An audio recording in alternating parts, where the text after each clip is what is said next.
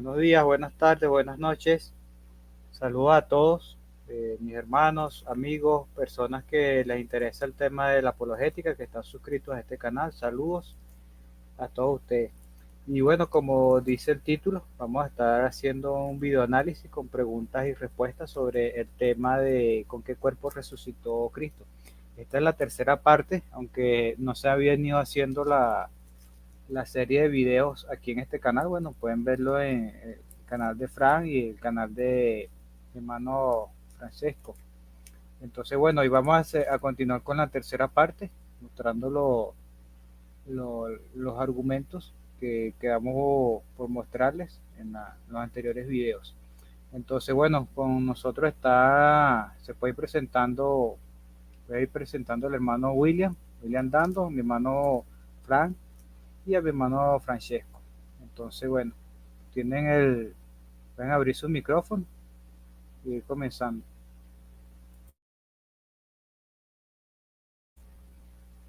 Adelante, Francesco.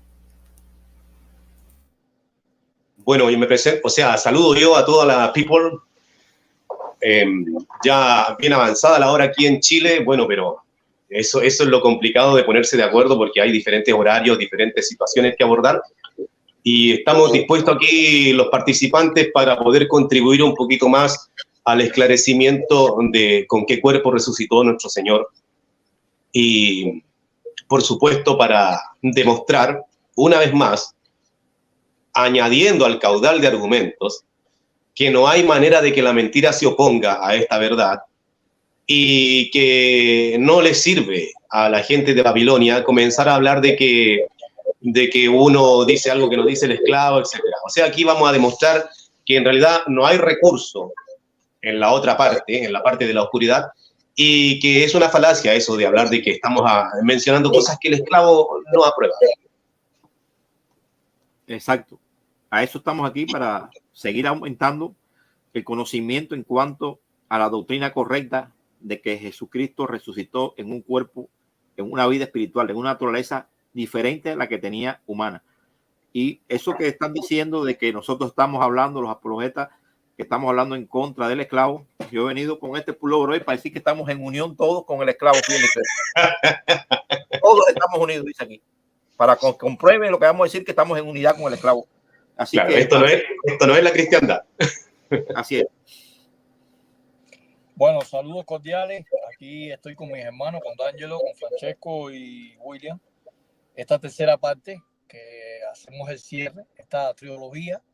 Después pasaremos a hacer la unión hipostática de la misma manera. Y vamos a utilizar algunos argumentos de objeción.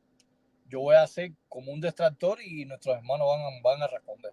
Como ellos también pueden hacerme preguntas.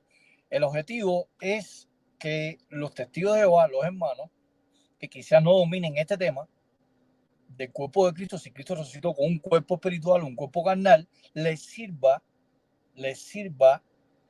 de instrucción cuando sostengan alguna conversación con alguien en la calle, en la predicación de puerta en puerta, informalmente, en el trabajo, en la escuela, donde sea que estemos.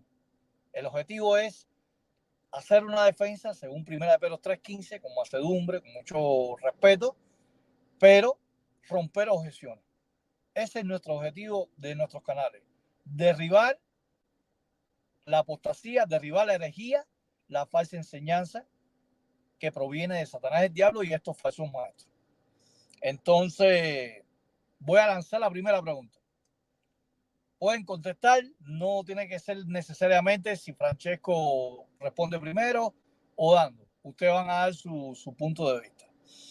Una de las objeciones que tiene la cristiandad en este campo del cuerpo de Cristo, Cristo resucitó con un cuerpo físico material y resucitó con ese cuerpo y ascendió a los cielos, es la objeción que nosotros presentamos, mejor dicho, en Hechos 10, 40 y 41, donde el texto dice: a este levantó Dios al tercer día e hizo que se manifestase, no a todo el pueblo, sino a los testigos que Dios había ordenado de antemano.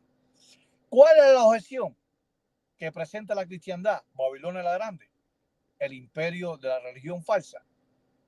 Que cuando la Biblia dice en Hechos 10:40 que Cristo se manifestó, la palabra manifestar no es que Cristo pasó de un estado invisible a un estado visible, sino que la palabra manifestación implica que las personas que vivían en la zona donde estaban los apóstoles y donde Jesucristo convivió, se está refiriendo que Cristo no se manifestó a toda persona, porque el texto está diciendo no a todo el pueblo. Esa es la manifestación. O sea, por ejemplo, voy a poner un ejemplo hipotético. Imagínense que yo voy a un lugar donde hay un grupo de 100 personas y ese grupo de 100 personas está aislado, pero yo voy a un grupo de esos 100, a un grupo de 5 personas y yo me estoy presentando, estoy saludando a esas 5 personas, pero el resto yo no lo estoy saludando.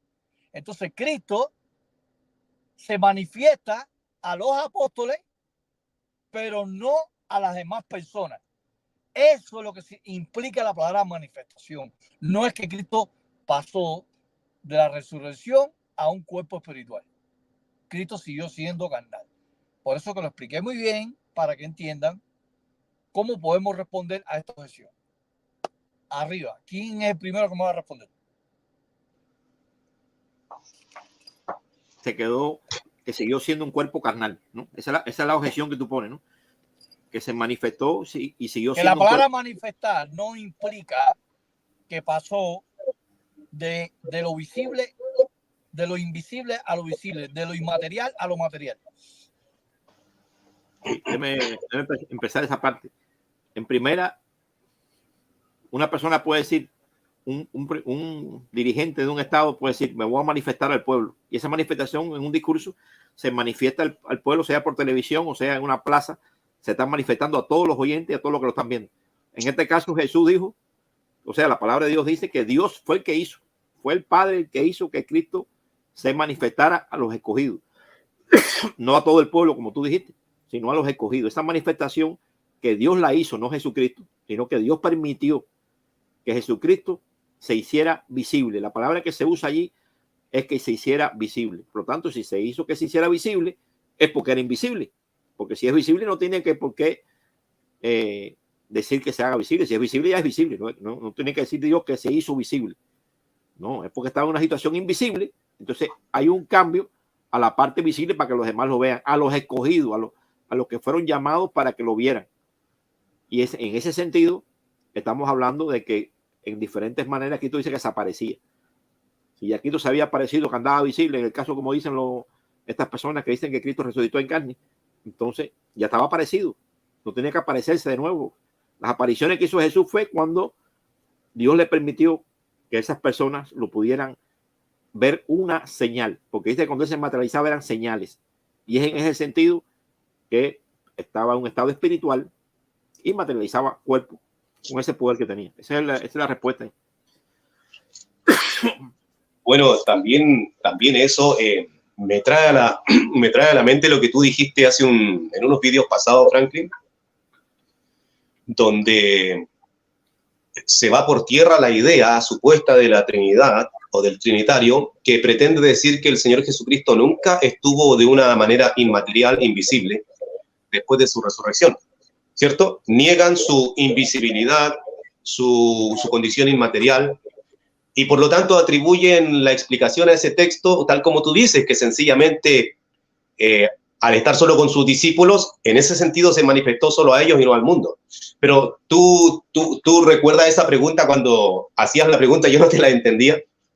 El tema de por qué entonces los discípulos reaccionaron con sorpresa y espanto. Sí, en Lucas, o sea, en el Evangelio. Claro, pero el punto es que si realmente Jesús siempre hubiese estado visible, ¿cierto? No habría ninguna sorpresa en ver que de pronto una persona se acerca y está a tu lado, ¿cierto? Pero el hecho de que los discípulos hayan reaccionado con sorpresa y hasta asustándose, demuestra que hubo una aparición. ¿Te das cuenta? O sea, nadie, como tú decías, nadie reacciona así con eso que casi le da un ataque al corazón a uno, porque hay una persona visible, material al lado tuyo. Pero si al revés, si la persona realmente aparece de repente, que no la estabas viendo y aparece de repente, tu reacción es como la de los apóstoles. Entonces, la sola reacción, como tú decías en aquella ocasión, la sola reacción de los apóstoles da testimonio de que este manifestarse es realmente un pasar de lo invisible o inmaterial a la materialización visible de un cuerpo. Muy bien. ¿Cuál es la palabra griega que aparece por manifestación? Porque este texto se refuta con la palabra griega. O sea, respondiendo el significado de esta palabra, podemos dar un jaque mate, o sea, responder con más eficacia. Efanés, ¿no es? Ajá, ¿qué implica? Bueno, yo digo la palabra y otro que diga el significado. Bueno, eso tiene que ver con aparecer. Si yo aquí estoy echándole mano a un pequeño aparatito que tengo ahí para leer literalmente lo que sale allí, y tiene que ver con mostrar, con aparecer, ¿cierto? O ser visto, lo que da la... Pero yo puedo aparecer en el cine y no quiere decir que soy invisible. Yo puedo aparecer en el parque, yo puedo aparecer en tu casa y tocarte la puerta. Eso es una forma de aparecer. Sí, pero ¿y la reacción? Pero ¿y la reacción de los apóstoles? No, la respuesta está en el mismo texto griego. Ya, en la misma pero palabra griega. Yo me quedo con la reacción de los apóstoles. Para mí eso es contundente. Realmente, y de hecho, si tú me lo ilustras con aparecer en el cine, quiere decir que no estabas antes de la aparición, o sea... Sí, pero anda. Yo no puedo estar en el cine, pero estoy en un estado de carne y hueso. ¿Me explico? El problema estriba si Cristo se apareció de el estado invisible a lo visible. Ese es el key del problema. Ya. Aprovecha de comentarlo. Hay algunas traducciones, no sé si Ángelo puede mostrar algunas traducciones. ¿Cómo traduce la palabra efané?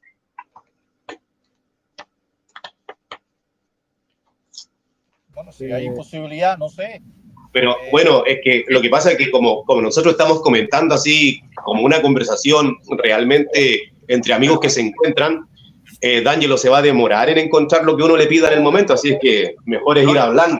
Yo le puse ahí el Francisco La Cueva y le puse allí que dice la palabra que Dios permitió que se hiciera visible, es lo que dice el griego. Ya, y usted lo enseña ahí, lo que pasa es que no se nota bien. Suficiente. Entonces, ustedes no lo notan bien ahí. Ahí, el que está subrayada, la palabra subrayada, mira aquí. Están mostrando la interlineal de Francisco La Cueva. El Francisco La Cueva. Claro. Se hizo visible. Dios permitió que se hiciera visible. Usa la palabra visible, que es la palabra en griego es eufanó, ¿no? No sé cómo se pronuncia así correctamente, Frank. Efane, tiene una denominación. Efane, que es la palabra, se hizo visible. Sí, si quieres la puedes volver a poner en pantalla, mi sí, hermano. Ponla en pantalla. No, pero lo que tú estabas mostrando. Puedes ponerle interlineal, D'Angelo. Pero no, debe ver si se puede poner aquí para que la vea mejor.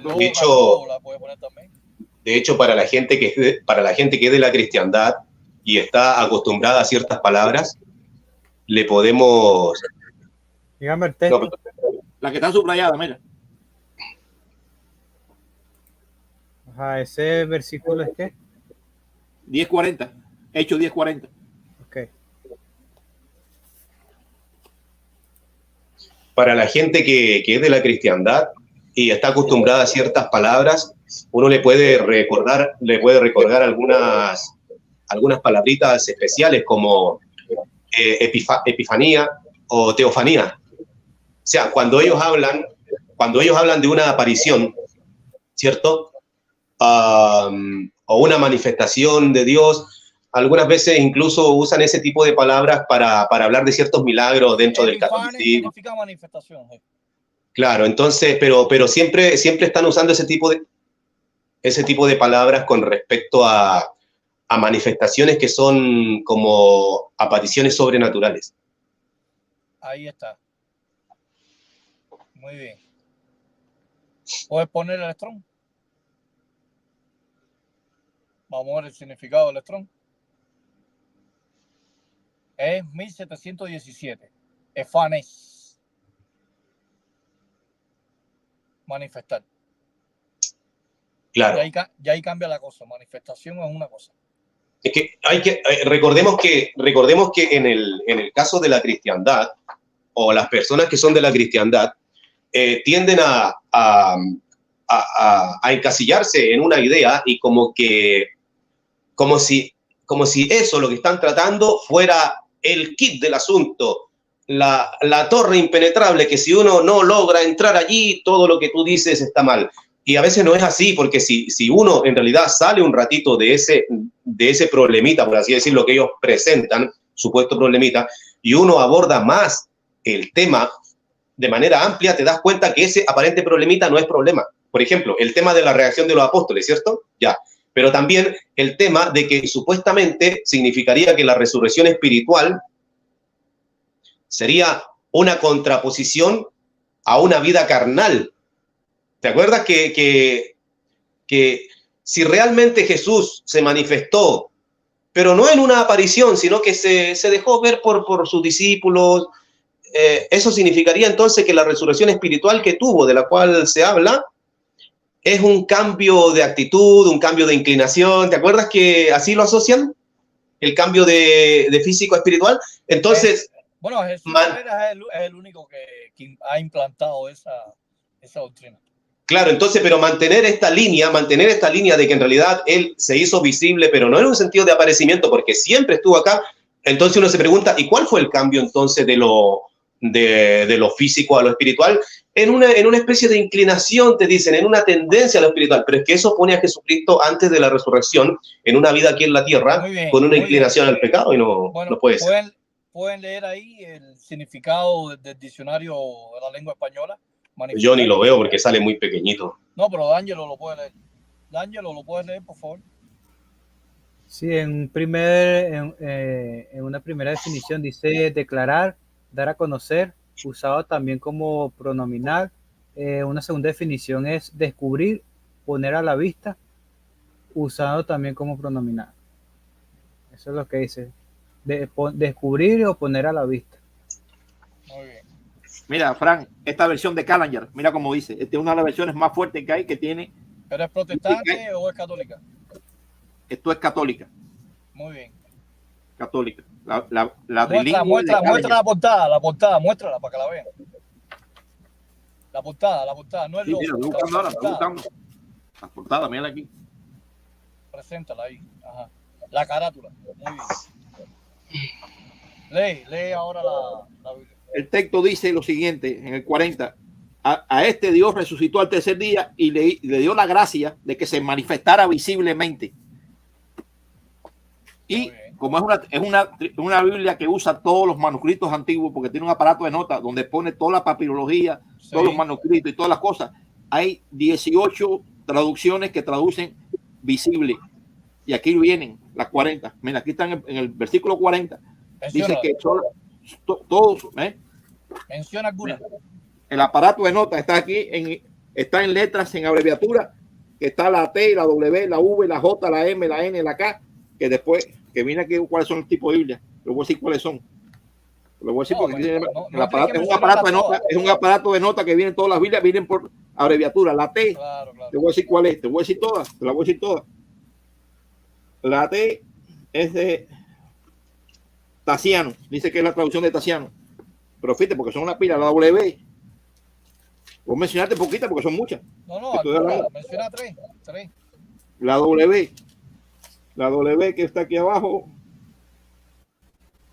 de Huesco y Hort. La otra que viene aquí, la V.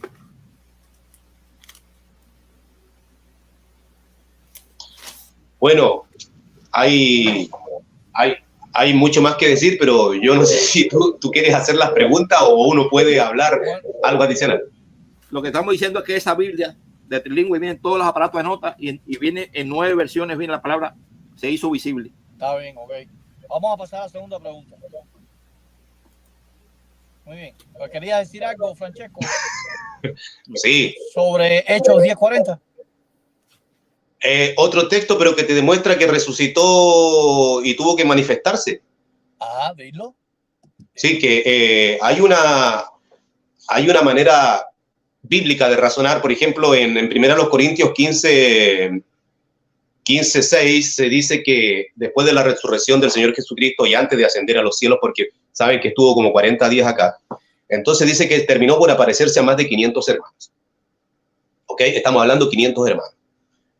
Pero cuando él se le aparece, dice todos los relatos que hablan de estos momentos finales, él le dice que vayan a Jerusalén y sigan esperando lo que ha sido prometido por su padre, que es la unción del Espíritu. Entonces todos andaban juntos y los pilló de sorpresa, precisamente porque todos estaban juntos esperando aquello, los pilló de sorpresa en el aposento alto de una casa el derramamiento del Espíritu Santo. Pero ¿sabe qué? El detalle, habían 120.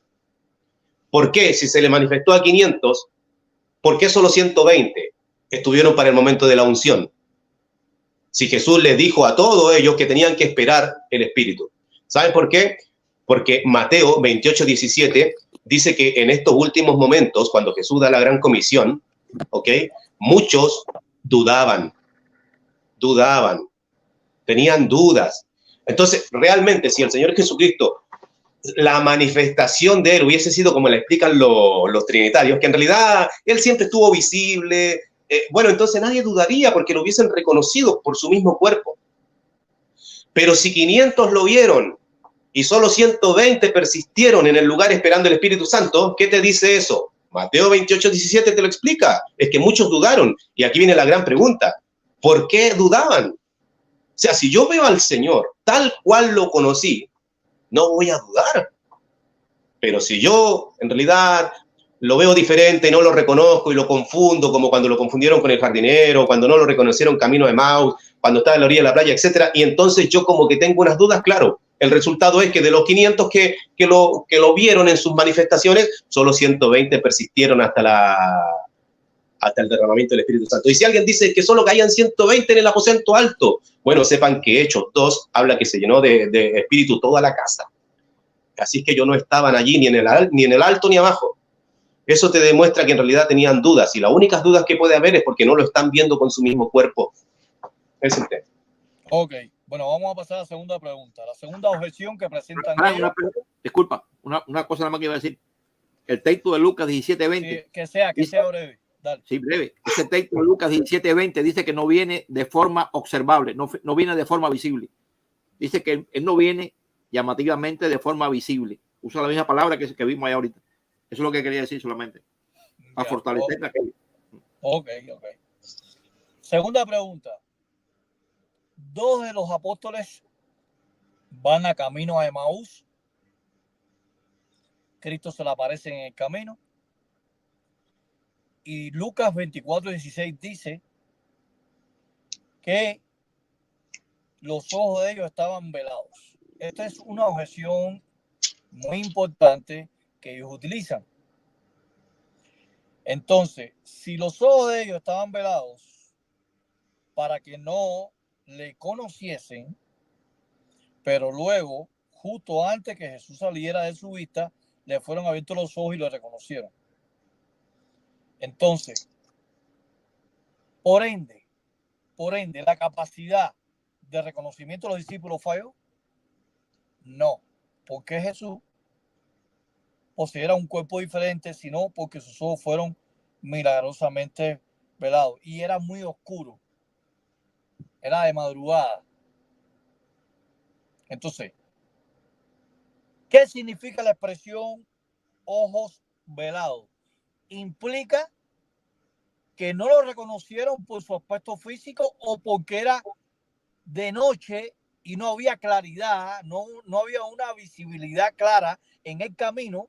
Imagínate una persona que se te presenta en medio de la noche, si tú no tenés ni luz, nada, ni una lámpara, tú no puedes descifrar a 3 metros de distancia, aunque la persona se acerque más, y entonces tú puedes descifrar la silueta y el físico de la persona. Entonces, ¿qué implica los ojos de ellos estaban velados? Esa es la pregunta en cuestión. Sí. ¿Vas a hablar, Francesco? Yo sí, mira, sí, lo que pasa es que en Mateo, perdón, en Lucas 20... Recuerde que sea breve los comentarios para... Trato de ser breve, pero bueno. En Lucas 24:16 se dice que se le impidió que lo reconocieran, ¿cierto? Pero el 24:15 dice que Jesús se puso a andar con ellos. Así que esto no está a distancia. Ahora, mi pregunta es muy sencilla. Antes de resucitar Jesús, es decir, antes de morir, Jesús también andaba con ellos. Todo el mundo caminaba por ahí de noche y lo más bien que se veían, no andaban a tientas. Entonces, ¿qué acaso eran más oscuras las noches después de su resurrección? O sea, la luminosidad o las antorchas que pudieran llevar para caminar de noche son las mismas. Entonces, el hecho de que lo pudieran reconocer antes de morir, cuando andaban de noche, bueno, te demuestra que pudieran haberlo reconocido entonces cuando resucitó, si resucitó con su mismo cuerpo. Pero resulta que no lo reconocen a pesar de que él se pone a andar con ellos, como dice allí el 24:15 de Lucas. Pero interesante es que, ¿sabes cuándo lo reconocen? Según el 24:28, 29, es cuando le dijeron que se quedara con ellos y él se puso a partir el pan y lo bendijo y empezó a repartirlo. Cuando hizo los mismos gestos, los mismos actos que tenían por costumbre ellos ver a Jesús, se le abrieron los ojos. Fíjate que el texto no destaca que le pudieron reconocer por el rostro, que ahora sí tenían luz, porque estaban en la casa comiendo pancito, no, sino que son por sus actos, por sus gestos. Eso te demuestra que más que guiarse por una apariencia similar, reconocieron cómo actuaba la persona. Exactamente. Sí, yo quería decir allí que ellos venían, los de Maús venían con Cristo. Dice que Cristo se le apareció al lado, ¿no? Dice que ese momento lo vieron porque no lo habían visto por otro lugar y empezaron con él a caminar tremendo tiempo, porque tuvieron mucho tiempo. Esa es la aparición más larga que hay. Incluso se pasó la noche ahí con ellos y no lo conocían. ¿Cómo tú vas con una persona todo el tiempo caminando al lado y tú no vas a saber que es Jesús? Claro.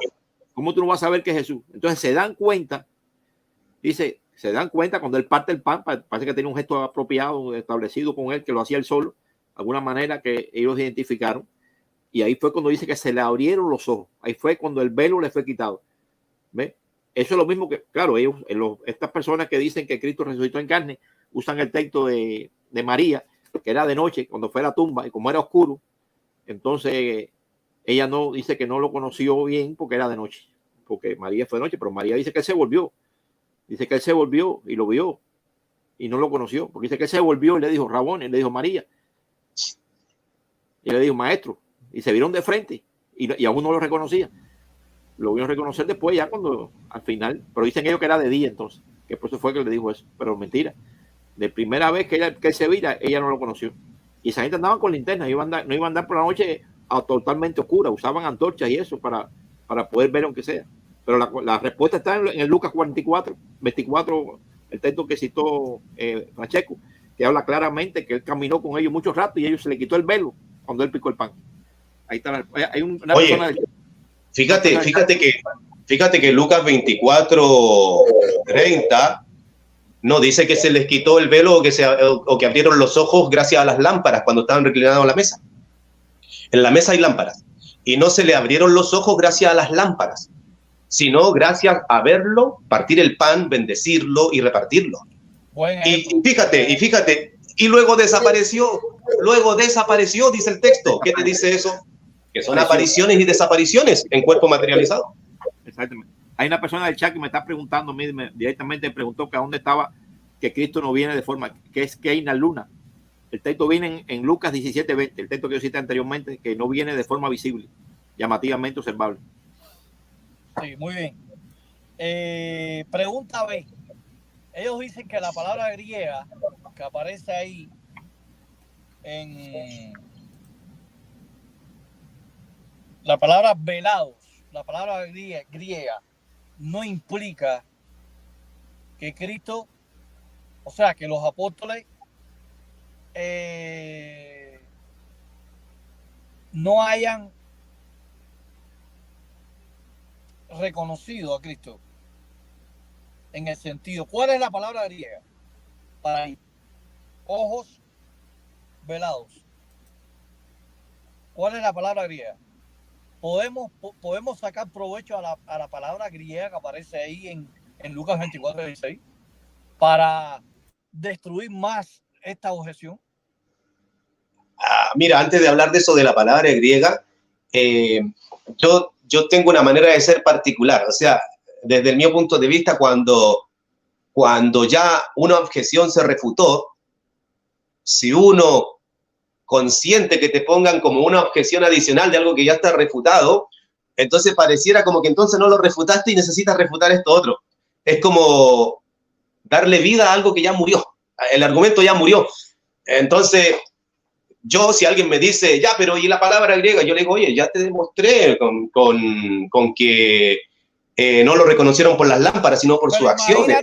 Imagínate que te encuentras un detractor y te ataque, en vez de atacarte con la pregunta que yo te inicié, que te hice, si tenía los ojos vedados, que te ataque directamente con la palabra griega. ¿Qué podemos explicar? Bueno, yo soy de la idea, voy a insistir, ya que este es un en vivo así como natural, insisto en que los hermanos deben también acostumbrarse a responder con la Biblia en español, porque si, imagínate, si van a tener que andar recurriendo siempre al griego, los hermanos que no saben de griego, pero aparte de la explicación que se dio, sí. ¿tú quieres que uno... Sí, ¿qué provecho le podemos sacar? ¿Cómo podemos exprimir más el texto, sacarle más jugo? Sí, pero tú citaste ahora Lucas 24:26. Eso fue lo que tú dijiste. 16. Ahora sí. Lucas 24:16. Sí, la expresión los ojos estaban velados. ¿Cuál es la palabra? Crateo. Mira, el Apocalipsis quiere decir quitar el velo, y es una interpretación que tú llegas a entender cosas espiritualmente. En este caso, llegaron a entender que Cristo físicamente no podía ser Cristo porque lo hubieran identificado. Quitar el velo quiere decir que ellos llegan a entender detrás de otra figura, de otro tipo de forma de cuerpo facial. Pero esa llegan es la palabra, un momento. ¿Es Apocalipsis o Crateo? La palabra que aparece ahí. Sí, pero quitar el velo. Tú me estás hablando de quitar el velo. Apocalipsis en griego también ¿cuál es la palabra? D'Angelo, ponle interlineal. No, ahí es cratunto. Crateo, ¿no? De crateo. Ok. Sí, pero son palabras sinónimas. Pero ahí se está hablando con esa palabra de lo que es el agarrar, algo así, el firmemente, como el firmemente retener, si no me equivoco, cuando se habla de aferrar. Ahí pinché y dice agarrar, retener. O sea, no sé cómo tú podrías utilizar esta palabra griega para aclarar que esto es un aparecimiento. De quitar el velo. O sea, de repente como que pierdo la pista de por dónde va la cosa. Sí, porque la palabra no tiene nada que ver con lo que estás diciendo. Al parecer aquí la traducción no tiene que ver nada con eso. De la palabra como tal, ¿no? Tú estás diciendo, Frank, que esa palabra significa quitar el velo, ¿no? Que Dios se le quitó el velo. Se desvelaron. Sí, quitar velo es una revelación. Sí, pero aquí según Francesco, esa palabra dice aquí usar fuerza, es decir, agarrar o retener. Es un significado semántico. No se ve relación ninguna desde el punto de vista ese de... Pero ¿cómo lo traduce algunas traducciones? No sé si tienen alguna traducción ahí a la mano rápido ahí. No, la mayoría de traducciones dice quitar el velo, dice que llegaron a conocer. Y aquí tengo algunas traducciones, un ejemplo esta misma de... Ajá. El 16, ¿no? 24:16, aquí la tengo. Ajá. El 5:16 dice: pero sus ojos inhibidos no estaban en disposición de reconocerle. Sus ojos inhibidos, no estaban en disposición de reconocerle. Está fuerte la versión esta. Nuevamente la versión de Callahan. Nuevamente esta versión está fortísima. Sus ojos inhibidos no pudieron reconocerle. Jaque mate. Muy bien, ya suficiente. Pregunta B sobre la pregunta que estamos analizando. Pregunta B. Muy bien. La pregunta es la siguiente. Según Juan 21, ¿alguien me puede leer Juan 21? Estamos hablando de los ojos vedados. Sí. Pero vamos a leer Juan 21.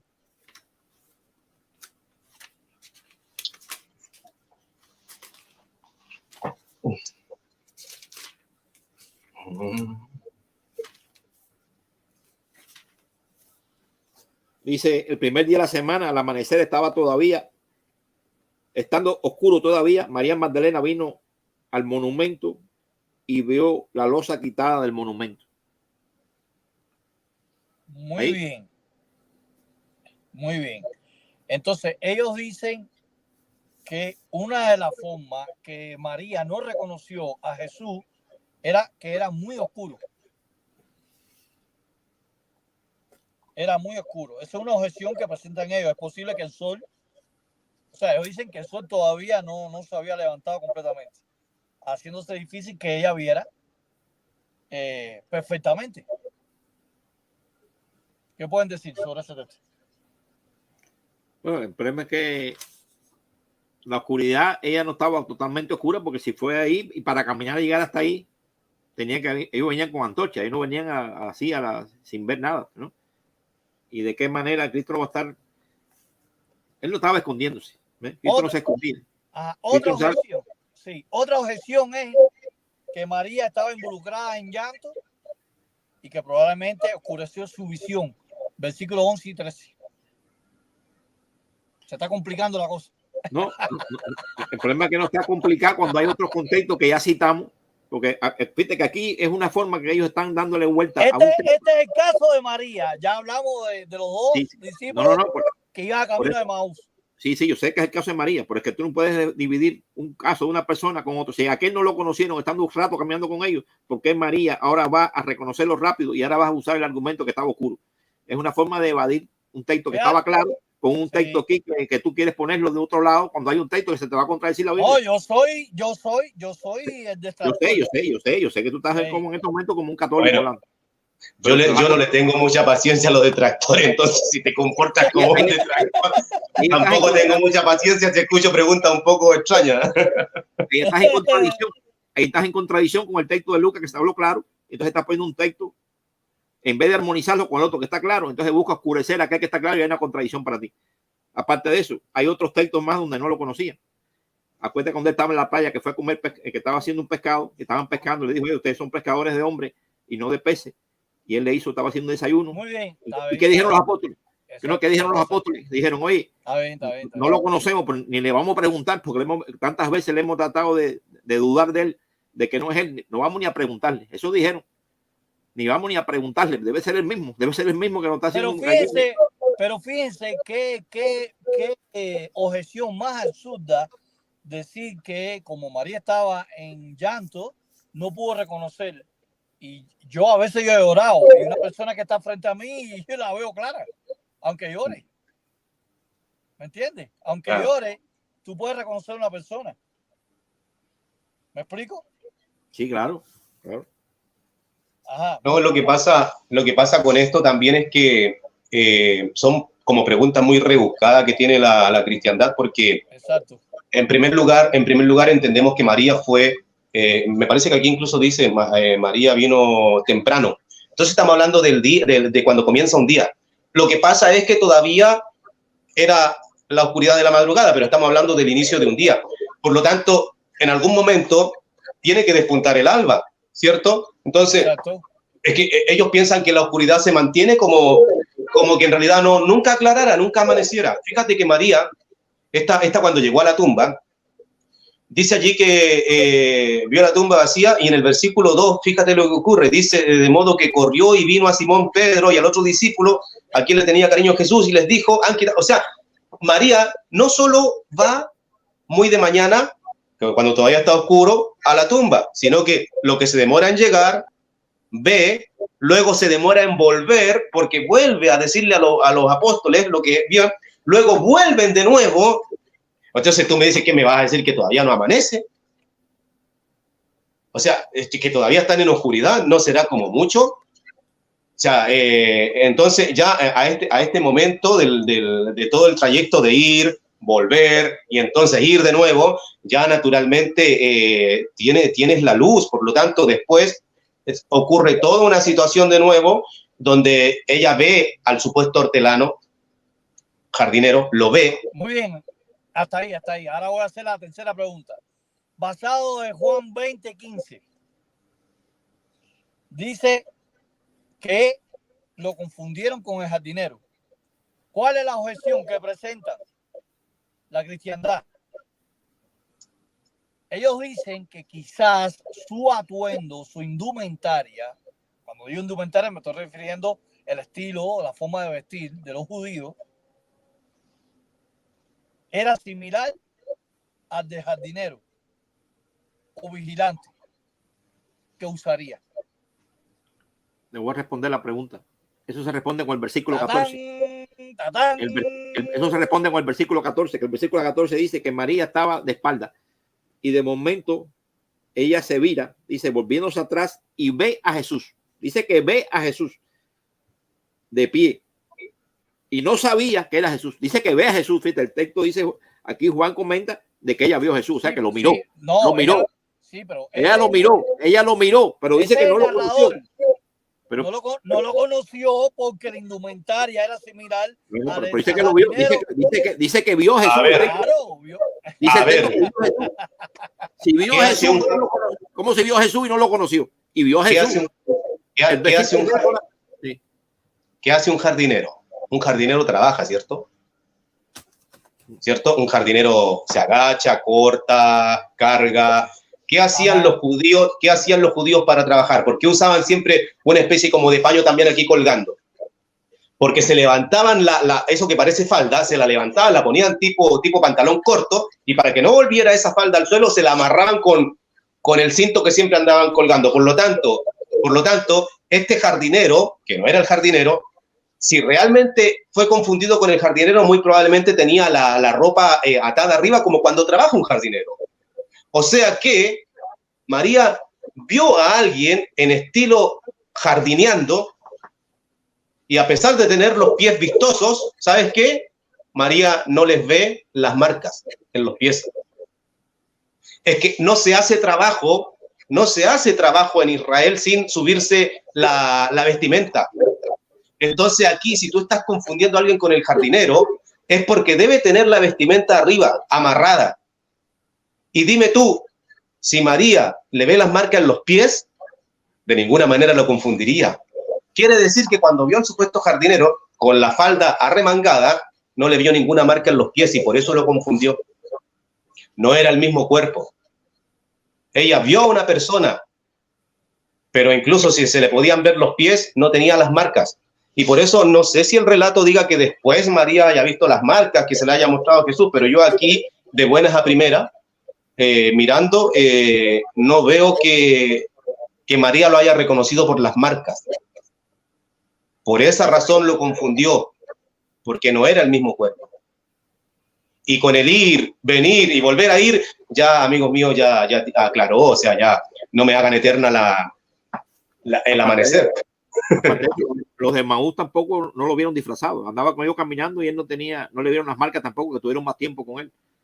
Los apóstoles y Pedro, cuando lo vieron después, un jardinero tiene los pies y los brazos al descubierto. Sí. Y si es así y fue confundido con un jardinero, quiere decir que no tenía las marcas de su muerte. Pero es que Pedro, esta gente que lo vieron a él haciendo un desayuno, le vieron las manos, porque el desayuno se hace con las manos, y tampoco le vieron marcas. Y dice que no querían preguntarle si era Jesús o no, porque tenían temor, porque ya habían fallado varias veces, que tú decías, Ustedes no tienen que estar mirando si soy yo la forma mía, sabiendo que yo estoy haciendo este milagro que hice de los peces, que fueron 153 peces, que le dijo, tiren en la red y ahí van a coger 153 peces. Y lo cogieron y lo sacaron. Y eso es el milagro, lo hacía Jesús solamente, pero no lo conocían. Dice que tenían miedo de preguntarle si era él. Eso está en Juan 21. Claro. Entonces aquí hay mucha fantasía, hay un amanecer que nunca amanece, hay unas distancias de ir, volver y volver a ir que la hace en un segundo. Claro, hay mucha fantasía y resulta que tenemos a un jardinero que con toda obviedad tiene recogida la falda y las mangas y es confundido, no solo de cara, sino que también no le ven las marcas. O sea, no, si aquí aclaró, aquí hubo tiempo de ir, volver y ir de nuevo, y lo que ven es a una persona con los brazos al descubierto, con las piernas al descubierto y que no tiene las marcas. Y su cara también es diferente. Por eso que no lo reconoce. Muy bien, ¿quería decir algo más? No sé, D'Angelo o Dando. No, es que todos los textos hablan claro de que no estaba en esa oscuridad. Todos los demás textos donde no lo conocían, era de día completamente y no lo conocían. Y dudaban que era él, ¿no? Que tenían temor preguntarle. Entonces no se puede sacar un texto de esto que tira para atrás y para adelante, que sea de noche, buscando la forma de sacar algo para contradecir los demás textos. Un texto contra 5, porque estaba oscuro y era de noche y no hay nada que diga, que lo compruebe que no la veía por la oscuridad. Eso es un tupe que usan los trinitarios para eso. Muy bien. Así con los misterios. Estoy buscando aquí el texto de... Un momentico, déjame buscar el texto aquí que tengo congelado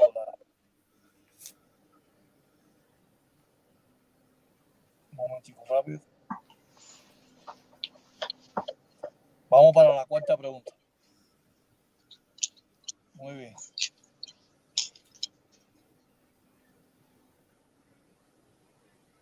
Déjame ver. Bueno, no sé si tú quieres que yo hable algo mientras buscas tu pregunta demoledora. Sí, tú querías, me dijiste que querías explicar algo, pero de Hebreos 10, ¿no? De la sombra. No, sí, pero en realidad uno quiere hablar un montón de cosas. Pero mientras tú te buscas lo que quieres encontrar, yo voy a decir algo más breve. Que hay una confusión que tienen los de la cristiandad cuando leen Juan 10:17 y Jesús dice, entrego mi vida y tengo autoridad para recuperarla, algo así. Entonces, no comprenden que ahí nos dice, entrego mi cuerpo y tengo la autoridad para recuperar mi cuerpo. No, porque en eso se basan. De hecho, ese católico Ferreira, en ese vídeo que no ha subido, porque ustedes se imaginan por qué no lo sube, porque le da vergüenza todo lo que le ocurrió conmigo, pero él citó este texto diciendo que ahí Jesús decía que tiene autoridad para recuperar su vida. Y yo le dije, sí, pero es que dice vida, no dice cuerpo. La diferencia con Juan 6:51 dice, yo soy el pan vivo que bajó del cielo. Si alguien come de este pan vivirá para siempre, y de hecho el pan que yo daré es mi carne. Lo que yo daré, dice, es mi carne a favor de la vida del mundo. Y luego el 63, ya leí que su carne la daría. En el 63 dice el espíritu es lo que es dador de vida. Ustedes ya saben que después el Señor Jesucristo resucitó como espíritu dador de vida, ¿se recuerdan? 1 Corintios 15:45. Entonces aquí él dice, profetizando, dice en el Juan 6:63, el espíritu es lo que es dador de vida. La carne no sirve para nada.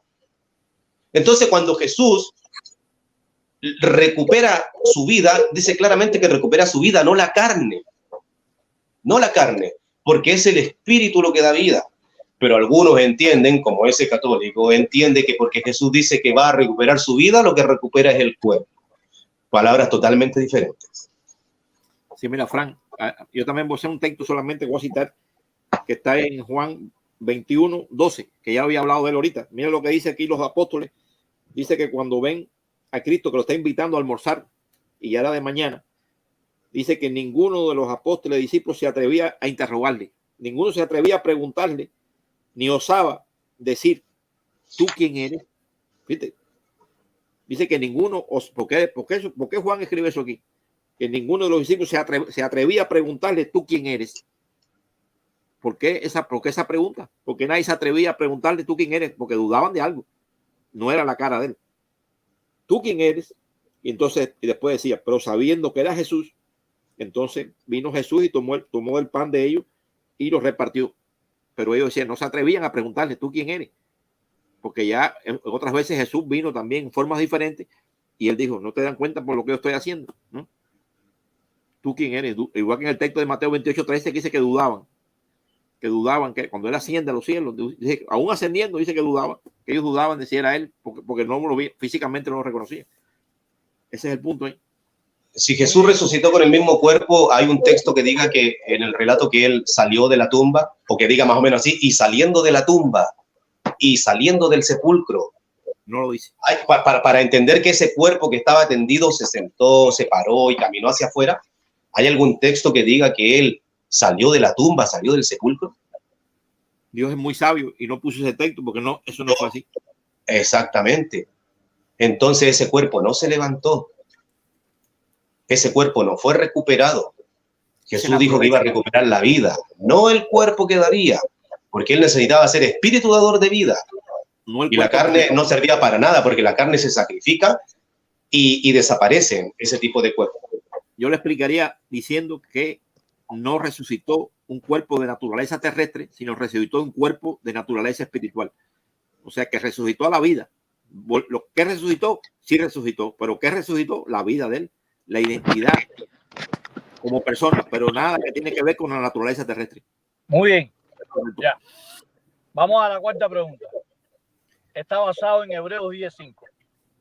Por lo cual, entrando en el mundo, dice, sacrificio, ofrenda, no quisiste más me preparaste cuerpo. ¿Cuál es la objeción que presentan ellos? Que ese cuerpo fue restaurado. Ese cuerpo que fue flagelado, ese cuerpo que fue golpeado, ese cuerpo que fue perforado con clavos y lanza, ellos utilizan el término griego, el verbo auristo medio indicativo de segunda persona, catertizo. Catertizo, según el Strong 2675, significa restaurar, remendar, perfeccionar. Entonces, Cristo resucitó con el mismo cuerpo. Lo que no fue perfeccionado, fue limpiado, fue restaurado, ¿me entiende? De la sangre, ¿me entiende? A un cuerpo nuevo, como Lázaro. Ese cuerpo estaba podrido, llevaba 4 días descompuesto. ¿Y qué hizo Cristo? Restauró el cuerpo de Lázaro, pero seguía siendo el mismo cuerpo. Arriba, ¿quién responde? Hebreos 10:5.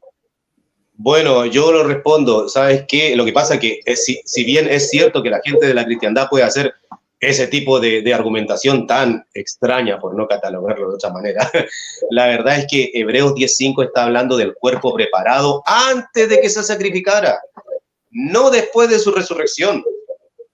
Hebreos 10:5 está hablando de una persona que viene del cielo, nace de María, sigue un proceso hasta el momento del bautismo, donde ya es una oveja lista para ser degollada, aunque es degollada en el 33. Pero cuando él se bautiza, él ya se presenta como sacrificio propiciatorio que va a ser degollado, y es en ese momento cuando él dice, me preparaste cuerpo. O sea, me preparaste cuerpo listo para ser sacrificado. Y por lo tanto, si alguien tiende a poner este texto de Hebreos 10:5 como que se está hablando del cuerpo físico de Jesús, supuestamente después de ser resucitado, estaría un poco equivocado, porque este cuerpo físico del Señor Jesucristo... Yo te lo puedo demostrar que es después, y está en el versículo 7. Ya, a ver qué dice. Tengo para decirte Dice, algo ahí. entonces dije, he aquí que vengo, oh Dios, para hacer tu voluntad. Tu voluntad. Ahí está hablando, el contexto inmediato está hablando de que ya Cristo había resucitado ya. No, si alguien me dice eso, olvídate. Si está claro el contexto que dice... ¿Cómo explica el 7? El 6 y el 7, ¿cómo tú lo explicas? Porque todo el contexto y el 8 te dice que él viene para reemplazar un sacrificio. Él viene para sacrificarse. Hay un rebote de audio. Él viene para sacrificar ese cuerpo. Él se presenta para hacer su voluntad. ¿Y cuál es la voluntad de Jehová? Que él se sacrifique. Entonces esto no está hablando de un cuerpo post muerte, sino anterior a su muerte. Y de hecho, termina el versículo 10 diciendo: por dicha voluntad hemos sido santificados mediante el ofrecimiento del cuerpo de Jesucristo una vez para siempre. Este cuerpo es para ofrecerlo, no está hablando de un cuerpo resucitado. El problema es que el versículo 5 está diciendo, es Cristo el que está hablando. Es que no se han dado cuenta que es Cristo el que está hablando. Dice, Cristo está diciendo al Padre, miren lo que Cristo le dice al Padre. Por eso, cuando entra al mundo público, cuando él empieza a predicar, no es cuando nació ni cuando era niño chiquito. Cuando él entra al mundo, es la predicación pública, él dice, sacrificio y ofrenda no quisiste, le está diciendo Cristo al Padre, pero me preparaste el cuerpo. Eso no lo hace un niño recién nacido, eso no lo hizo un niño de meses, eso lo está diciendo una persona adulta, que le está diciendo al Padre, cuando entra en el mundo, o sea, a la predicación pública después de ungido, porque ya se presenta en el bautismo y dice, cuando se presenta para el sacrificio, pero es una persona adulta que está hablando ahí, y dice que es Jesucristo que está hablando al Padre. Dice, no aprobaste holocausto ni ofrenda por el pecado. O sea, que aquellos sacrificios animales quedaron en el pasado. Y entonces dije yo, mira, he venido, porque en el rollo del libro está escrito de mí, hablando de Jesucristo otra vez, para hacer tu voluntad, Padre. Después, quita aquello del sacrificio de animales para, no quisiste probar sacrificio animal y holocausto, por lo tanto, entonces realmente, mira, he aquí, he venido para hacer tu voluntad. Elimina lo primero y establece lo segundo. La respuesta.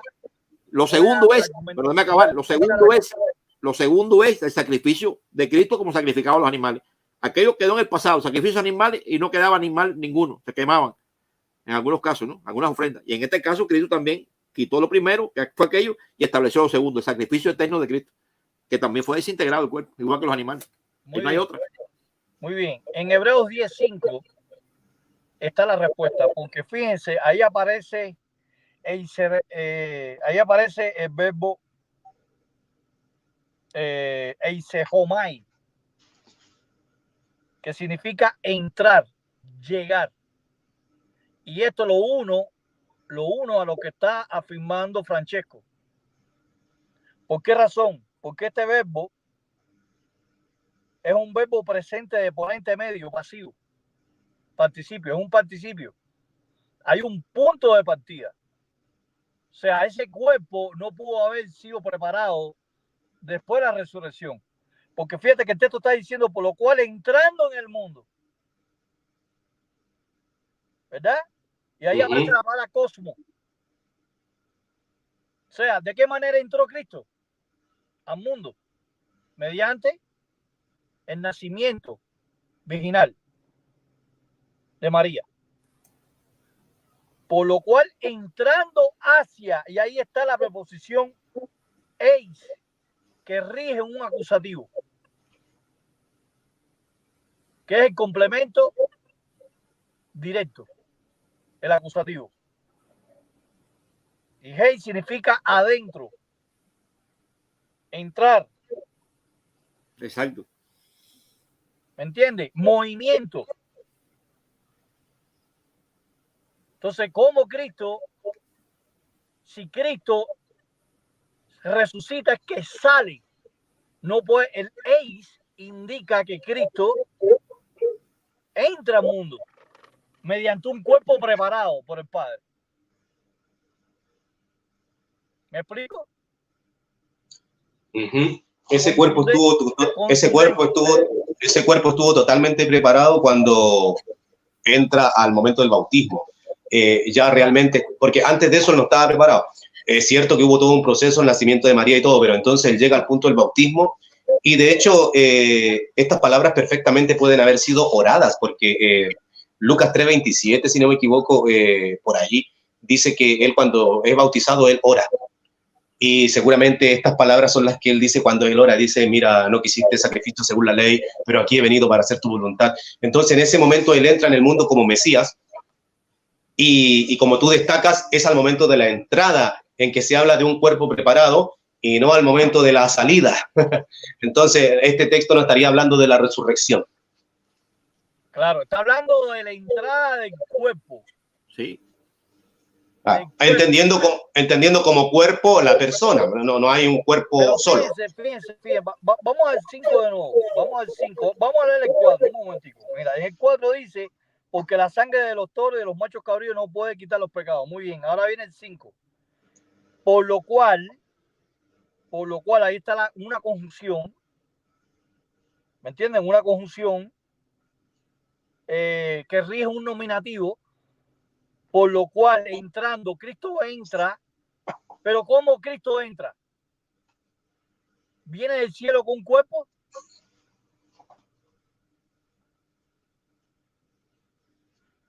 Algunos piensan que Jesús entra porque nace de María, pero las profecías bíblicas hablan de la presentación del Mesías. Y este hombre fue Mesías en el momento de la unción, porque... Pero ahí está hablando que Cristo desciende, entra al mundo, al cosmos. Permiso un momentico, Frank. Permiso un momentico. No capto lo que quiere decir. Permiso un momentico. Permiso un momentico a los dos. Ahí está hablando de otra cosa. Frank, yo sé que tú estás como una persona que está hablando en contra, o sea, son objeciones que estás poniendo. Pero ahí Cristo claramente dice, ahí fíjate lo que dice, mira, he venido en el rollo para hacer tu voluntad.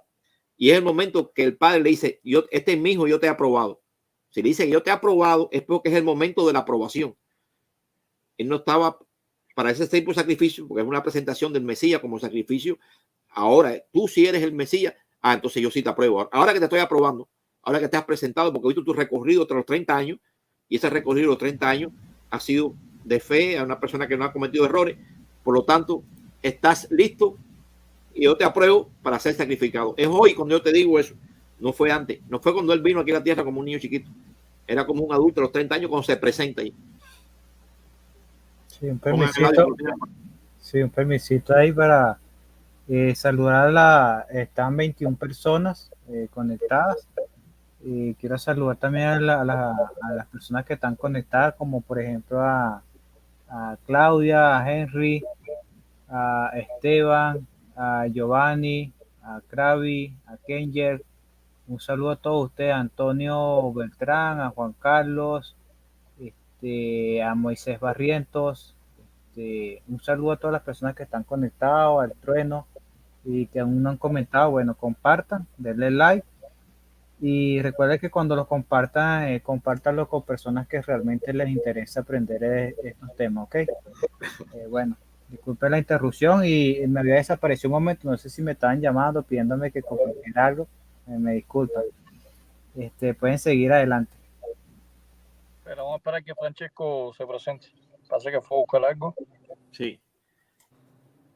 Entonces, Frank, es la presentación al mundo público, que él viene a predicar el evangelio al mundo a partir de los 30 años cuando es ungido. Fíjate que él es ungido, porque él no puede llegar a predicar si no es ungido. Tenía que ser ungido para cumplir las funciones de la predicación al mundo.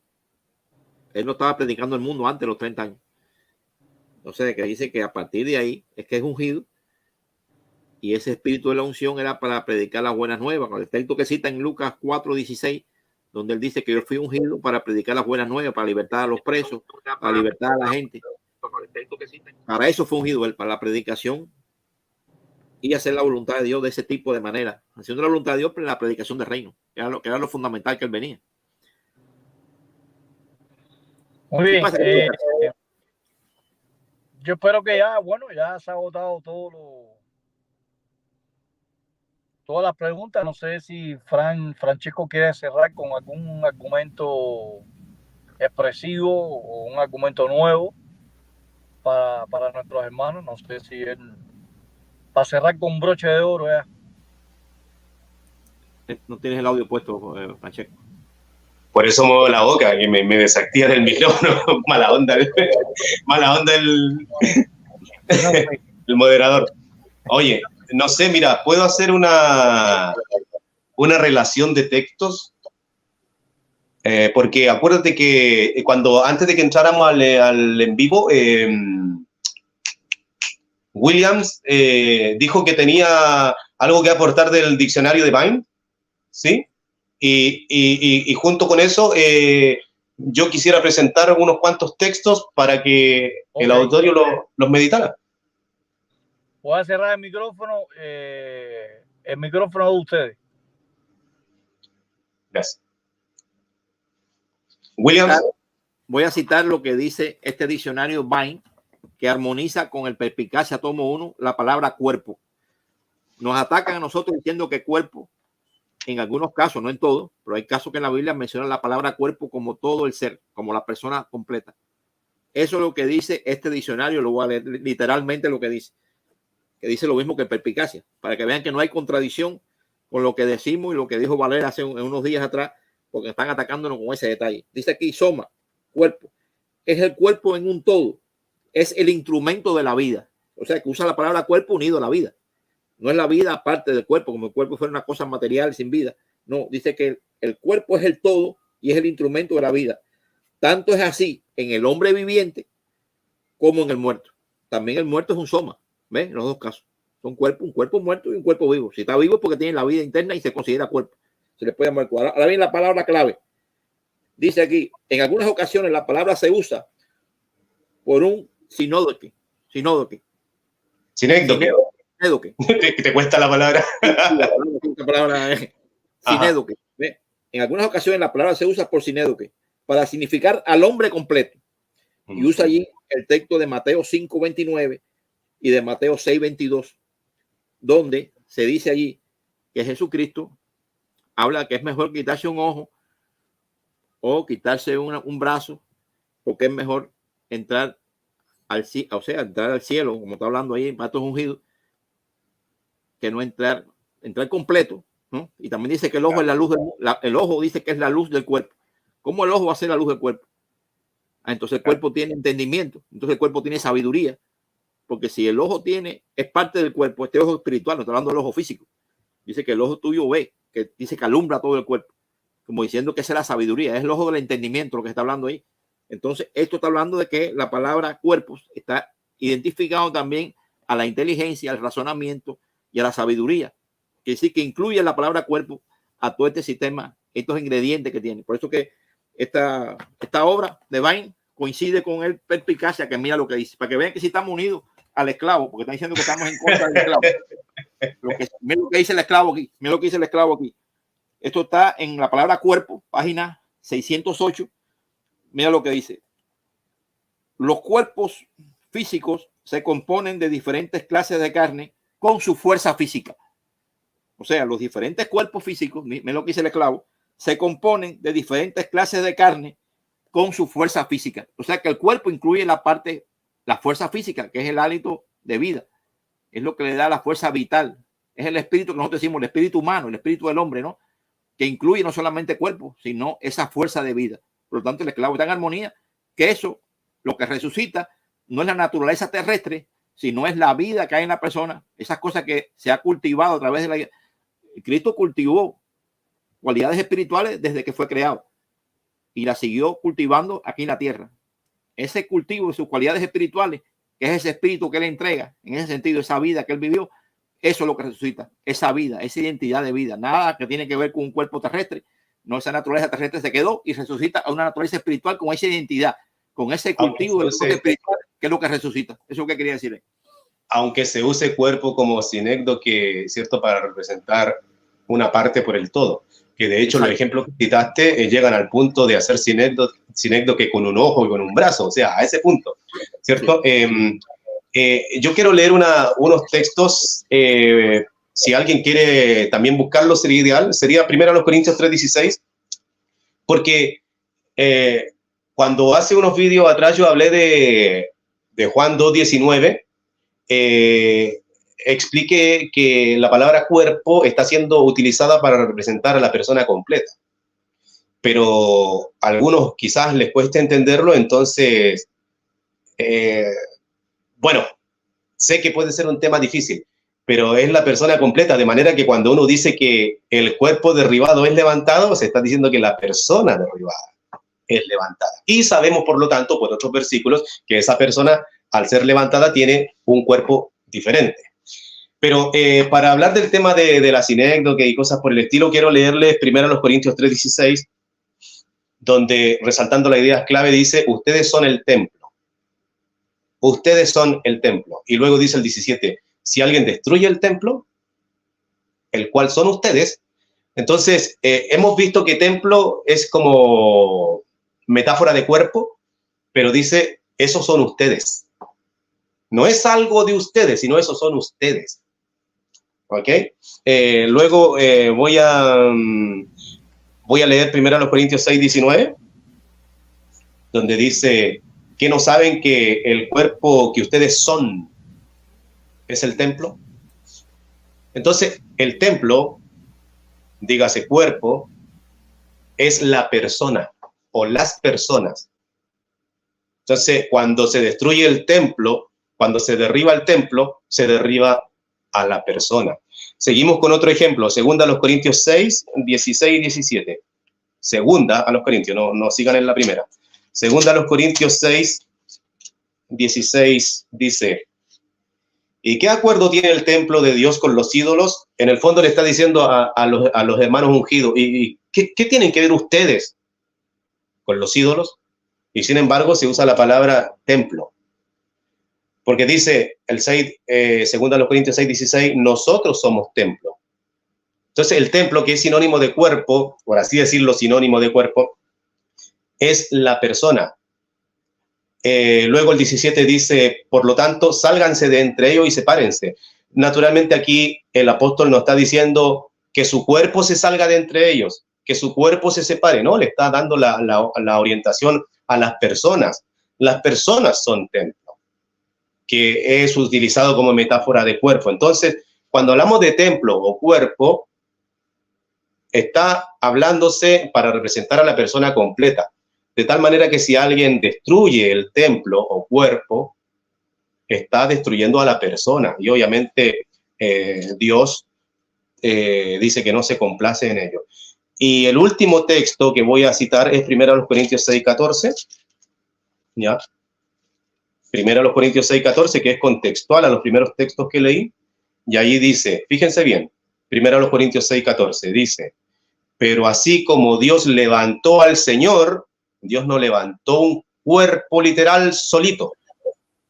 Lo que Dios levantó y que se le llama cuerpo, en un lado, es la persona. Dios levantó al Señor. Y luego dice, nos levantará a nosotros también. Entonces, cuando nosotros hablamos de un cuerpo derribado y un cuerpo levantado, estamos hablando de la persona. La persona, los ustedes, los nosotros, son templo. Templo derribado, templo levantado. Entonces, hay una nota que tiene que ver con la Biblia nueva y dice así, mire, creo que la tengo acá.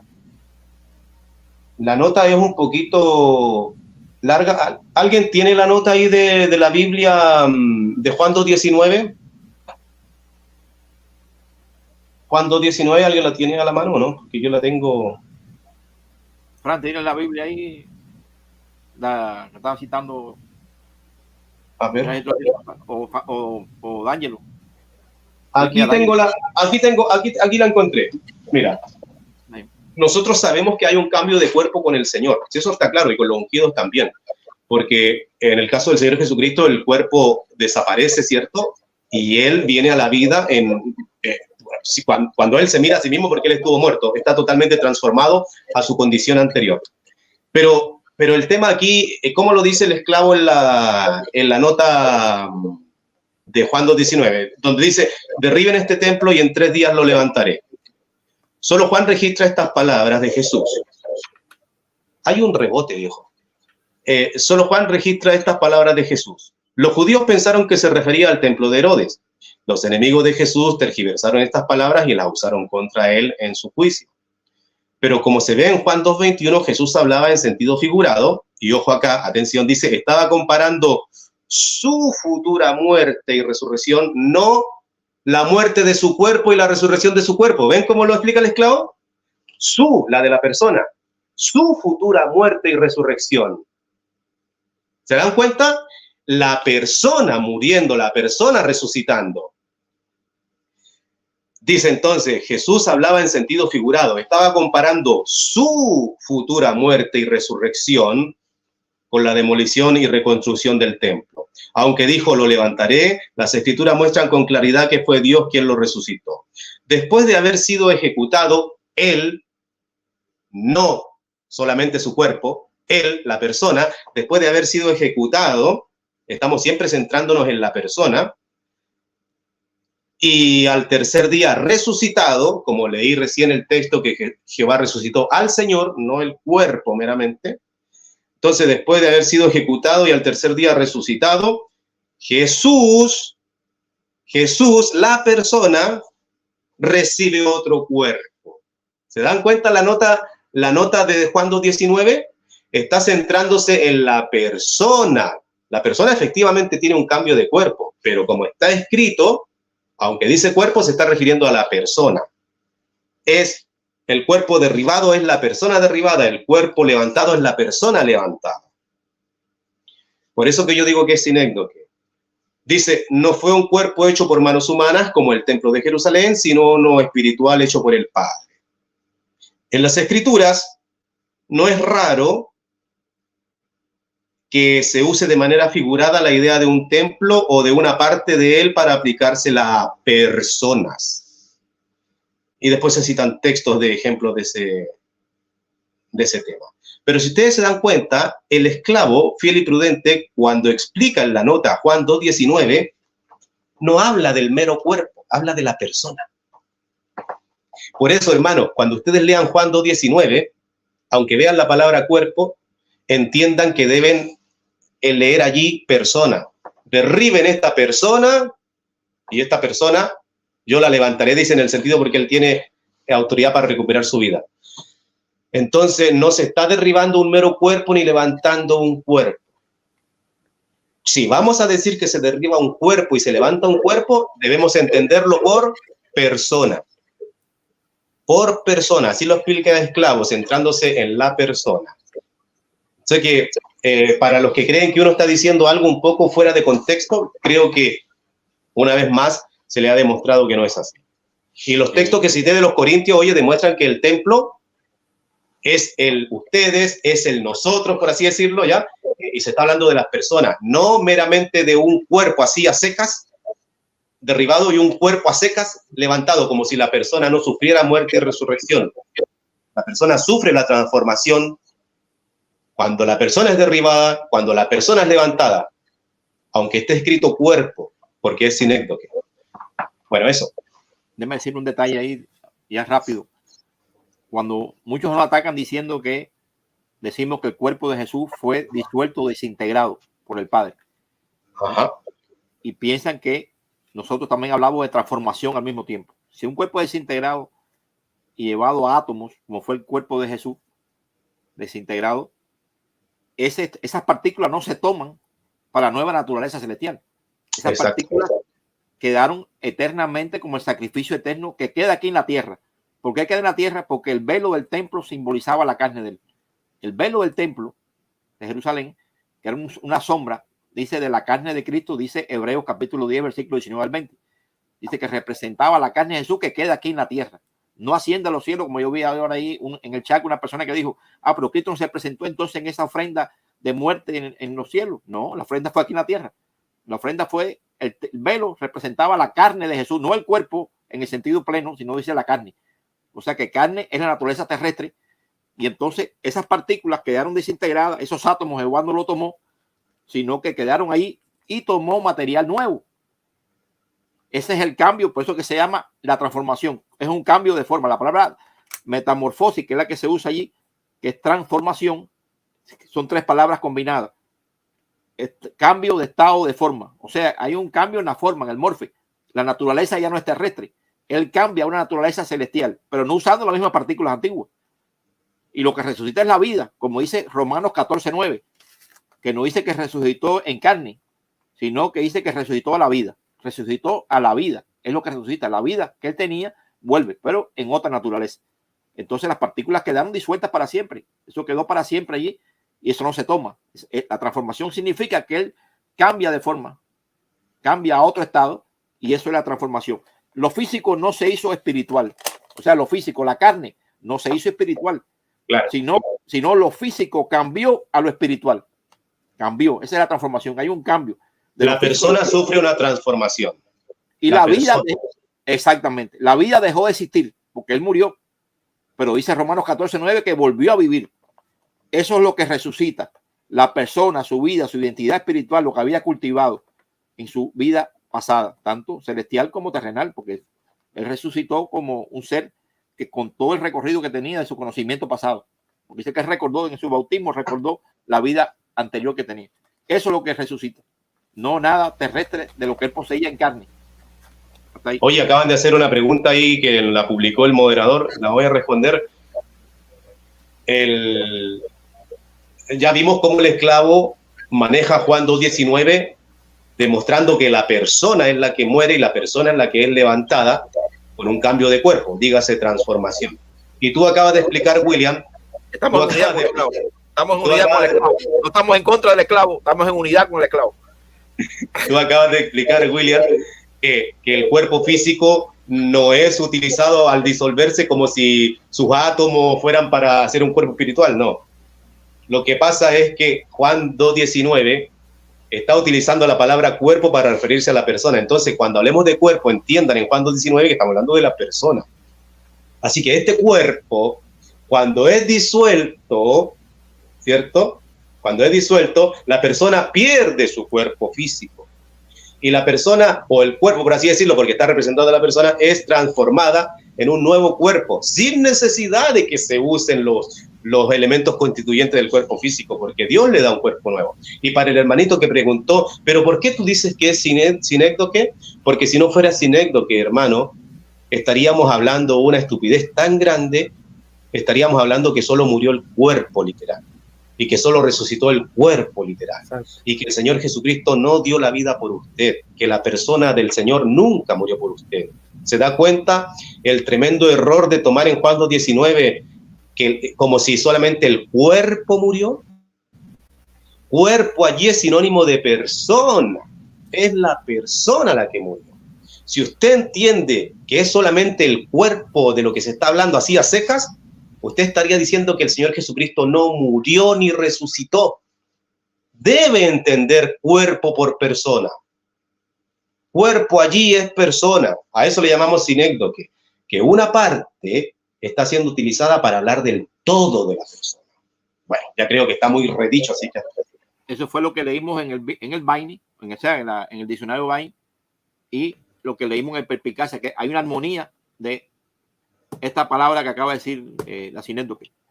Y es lo que decía el comentario de Juan 2:19 en la Biblia Nueva, donde el esclavo habla de la persona y no meramente del cuerpo. O sea que no somos los testigos, lo que decimos solamente que forma una parte puede formar el todo en la sinécdoque. Los opositores no están entendiendo el tema o lo están queriendo manipular a su conveniencia. Porque ellos en su rollo de literatura ya viene eso. Y si quieren busquen también Apocalipsis 18:13. En Apocalipsis 8:13 usa la palabra soma para cuerpo y la traduce como hombre. O sea que eso también viene en sus propias Biblias, en todas las Biblias usa la palabra soma, que es cuerpo, y lo traducen como la palabra hombre. Eso está en Apocalipsis 18:13, en todas las Biblias de los trinitarios, los que nos acusan. Este cuerpo se va a dormir, dijeron por ahí, así que ya terminemos el vídeo. Este cuerpo se va a dormir. Despidámonos, viejo. Bueno, gracias. Gracias por la participación. D'Angelo, cierra el... Saludos a todos y chao. Chao. Gracias a todas las personas que estuvieron ahí. Ahorita hay 18 personas. Bueno, ya los saludo a los últimos que estaban por ahí. Moisés, Henry, Keiner, Janet. Saludos a todos. Que tengan buenas noches, buenos días, buenas tardes, dependiendo del momento que vean este video. Y bueno, cuando volvamos a hacer otro live, les estaré avisando por la sesión comunidad. Ok. Bueno, saludos a todos. Gracias, Francesco. Gracias, Frank. Gracias, William. Y nos vemos en otra ocasión. Hasta luego.